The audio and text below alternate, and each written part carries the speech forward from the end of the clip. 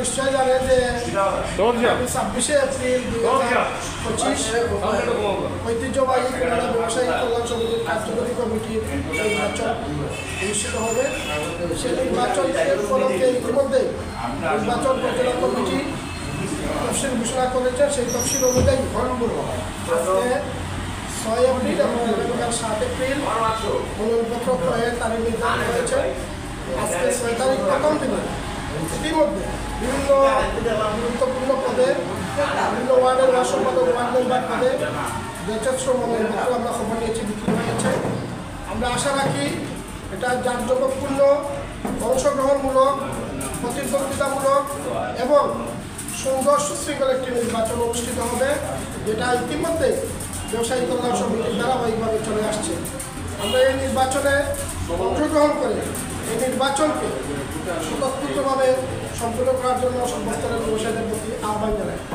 এই কথা বলতে চাই যে আপনারা নিশ্চয়ই ইতিমধ্যে দেখেছেন সোশ্যাল মিডিয়ার মাধ্যমে এই নির্বাচনকে সামনে রেখে নির্বাচনকে বন্টন করার জন্য, নির্বাচনকে নস্যাৎ করার জন্য, অর্থাৎ গণতান্ত্রিক প্রক্রিয়াকে বাধাগ্রস্ত করার জন্য একটি মহল উঠে পড়ে লেগেছে। এরা কারা? এরা গত 2021 সালে অনুষ্ঠিত খুলনা ব্যবসায়ী কল্যাণ সমিতির নির্বাচনে তারা নিজেরা যে ভোটার তালিকা করেছিল, সেই ভোটার তালিকা অনুযায়ী অনুষ্ঠিত নির্বাচনে তারাই পরাজিত হয়ে আবার সেই ভোটার তালিকাকে অবৈধ তারা দাবি করে আদালতে শরণাপন্ন হয়ে নির্বাচিত কমিটিকে বাধাগ্রস্ত করার জন্য তারা প্রতিবন্ধকতা সৃষ্টি করেছিল।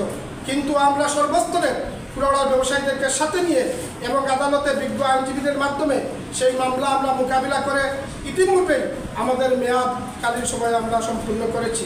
আমরা চাইলে নির্বাচনকে আমরা মামলা দেখে নির্বাচন থেকে আমরা দূরে থাকতে পারতাম, কিন্তু আমরা গণতন্ত্রে বিশ্বাসী, মানুষের ভোটের অধিকার বাস্তবায়নে বিশ্বাসী। তাই আমরা নির্বাচনের প্রস্তুতি গ্রহণ করে নিয়ম অনুযায়ী নির্বাচন পরিচালনা কমিটি গঠন করা হয়েছে। নির্বাচন পরিচালনা কমিটিতে যারা আছেন তারা নতুন কেউ নেই। এদের নেতৃত্বে, সুযোগ্য নেতৃত্বে ইতিমধ্যে খুলনা ব্যবসায়ী কল্যাণ সমিতির 3 থেকে 4টি নির্বাচন সুশৃঙ্খলভাবে সম্পূর্ণ হয়েছে। সেই সমস্ত গণ্যমান্য যোগ্য ব্যক্তিদেরকে নিয়েই আমরা নির্বাচন পরিচালনা কমিটি গঠন করছি। আজকে নিজেদের স্বার্থ চরিতার্থ করার জন্য এবং নির্বাচনে আসলে বিপুল ভোটে তারা পরাজিত হবে, তাদের জামানত বাজেয়াপ্ত হবে, এটা বুঝতে পেরে আজকে তারা নির্বাচন থেকে দূরে যাওয়ার জন্য একটা কৌশল অবলম্বন করেছে, যে কৌশলের নাম হচ্ছে যে আজকে আগে ভোট বর্জন। সম্মানিত ব্যবসায়ীগণ, আমরা সুস্পষ্ট ভাষায় বলতে চাই যে খুলনা ব্যবসায়ী কল্যাণ সমিতি অনেক আন্দোলন, লড়াই, সংগ্রামের ফসল। আজকে অনেকেই এককভাবে দাবি করেন যে এটা নাকি উনার আন্দোলনের ফসল, উনি নাকি এই সেই। কিন্তু এই ব্যবসায়ী কল্যাণ সমিতি যখন সৃষ্টি হয় তখন খন্দকার লুৎফুর রহমান সাহেব, মরহুম সানোয়ার আলী সোনু সাহেব, হাজি সেরাগ আলী সাহেব, আমাদের জয়প্রসাদ মতিউর রহমান মতোই, আমাদের বদরুজ্জামান সজল, আমাদের মইনুল ইসলাম শামীম, হাজি সেরাগ আলী, সকলের সম্মিলিত প্রচেষ্টায় কিন্তু সেই দিন ব্যবসায়ী কল্যাণ সমিতি প্রতিষ্ঠিত হয়েছিল। এখানে একক কোনো কৃতিত্ব কোনো ব্যক্তি যদি দাবি করেন সেটা হবে বোকা স্বর্গে বসবাস।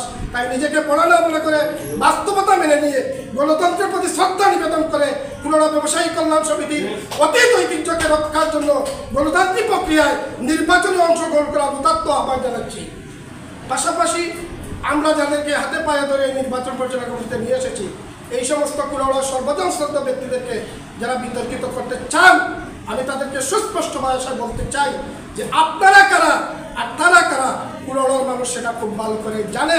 হয়তো নিজেদের স্বার্থ চরিতার্থের জন্য, হীন মানসিকতা আপনারা বাস্তবায়নের জন্য এদেরকে বিতর্কিত করে এই খুলনার অতীত ঐতিহ্যকে আপনারা ধ্বংস করবেন না, নষ্ট করবেন না।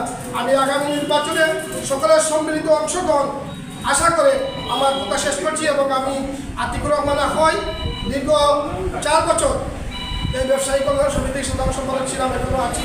আগামী নির্বাচনে আমি সাধারণ সম্পাদক পদে পুনরায় আপনাদের সমর্থন সহযোগিতা নিয়ে নমিনেশন দাখিল করেছি। আমি আগামী নির্বাচনে আপনাদের সমর্থন, সহযোগিতা এবং মূল্যবান ভোট আশা করছি। সকলকে ধন্যবাদ। বাংলাদেশ জিন্দাবাদ। ব্যবসায়ী কল্যাণ সমিতি জিন্দাবাদ।